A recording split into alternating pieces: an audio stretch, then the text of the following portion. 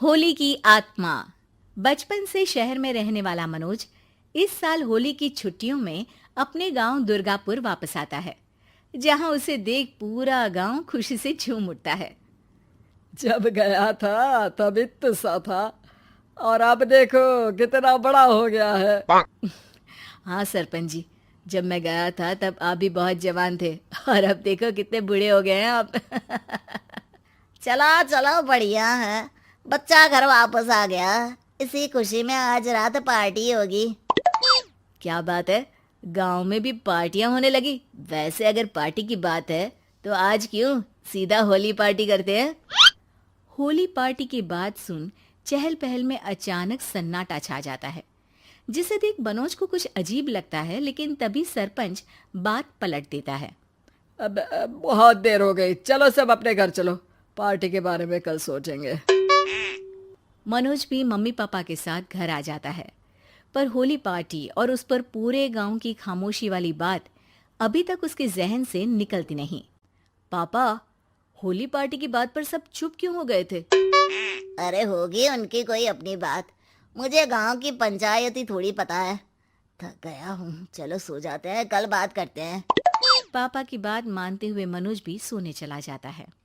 आज तो छुपा लिया, लेकिन हफ्ते बाद जब होली का दिन आएगा तब इसे कैसे रोकोगे? अगली सुबह सूरज के साथ ही मनोज भी गांव घूमने निकल जाता है, जिस पर रास्ते में उसे अपनी ही उम्र के कुछ लड़के भी मिलते हैं, जिनसे दोस्ती कर अब वो उनके साथ घूमने लगता है। इसी तरह कुछ दिन बीत जाते हैं और होली नजदीक आने लगती है। दोस्तों, होली में 4 दिन ही बचे हैं, पर गांव में उसकी कोई तैयारियां क्यों नहीं दिख रही? क्योंकि यहाँ होली नहीं मनाई जाती। अरे पर ऐसा क्यों?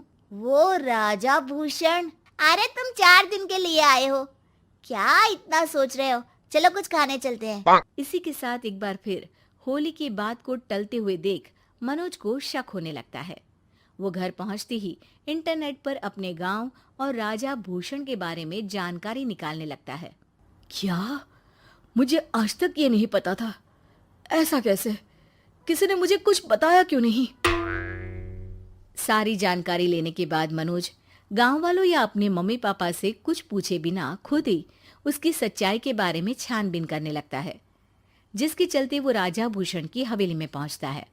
वाह, क्या हवेली है यार। पर क्या यहाँ सच में कोई भूत है? हेलो भूत जी, कोई है क्या?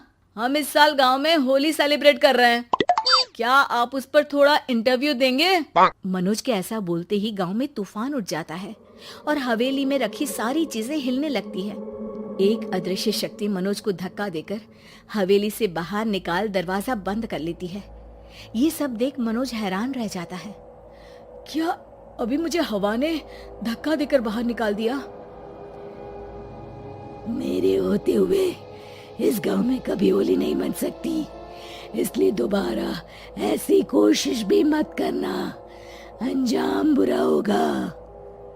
आवाज सुन मनोज हैरानी से इधर उधर देखने लगता है, पर उसे कोई दिखाई नहीं देता। वो गांव वापस आ जाता है, जहां तूफान की वजह से सब कुछ तहस महस हो चुका होता है। आखिर ये तूफान आया कैसे? ना ऐसा कोई मौसम था और ना ही हमने होली का त्योहार मनाने की बात की थी। सरपंच की बात पर कोई रिएक्शन दिए बिना मनोज चुपचाप अपने घर चला जाता है। इस तरह देखते ही देखते होली का दिन भी आ जाता है और मनोज रंग लेकर गांव में निकल जाता है, लेकिन गांव पूरी तरह खाली होता है। अरे त्योहार का दिन है, धूमधाम की जगह मातम क्यों मनाया हुआ है? मनोज की आवाज सुन सब अपने घर की खिड़कियां खोल के घर के अंदर से ही उसे वापस जाने के लिए कहने लगते हैं, पर वो किसी की नहीं सुनता। तुझे पहले भी समझाया था, अगर होली खेलने की कोशिश भी की तो अच्छा नहीं होगा। अरे बात मान लो बेटा, तुम्हें सच नहीं पता। मुझे सब पता है। सालों पहले इस राजा ने एक अंधविश्वास फैलाया और आप लोग आज तक उसे मानते आ रहे हो। अरे बेटा, जब तुम पैदा भी नहीं हुए थे उससे भी बहुत पहले से इस गांव पर होली का श्राप है। अगर गांव में होली का त्योहार मनाया जाता है तो प्रलय आना पक्की बात होती है।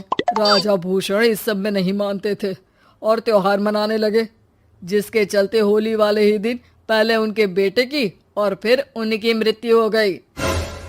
तभी से गांव की रक्षा के लिए उनकी आत्मा उस हवेली में रह रही है। सबकी बातें सुन मनोज उलझन में पड़ जाता है। सोचना भी मत मनोज, अगर तुमने इस परंपरा को तोड़ने की कोशिश भी की तो उसका परिणाम इस गांव और गांव के लोगों के लिए अच्छा नहीं होगा। मुझे भी यकीन नहीं हो रहा कि आप लोग एक बेतुकी बात को मानकर सालों से रंगों के त्योहार को मातम की तरह मनाते आ रहे हो। मनोज किसी की कोई बात ना मानते हुए पूरे गांव में रंग बिखेर देता है, जिसके तुरंत बाद वहां तूफान के साथ बिजलियां गरजने लगती है। अचानक मौसम में ऐसा बदलाव देख जहां मनोज कंफ्यूजन में आ जाता है, वहीं गांव वाले डर से सहम जाते हैं।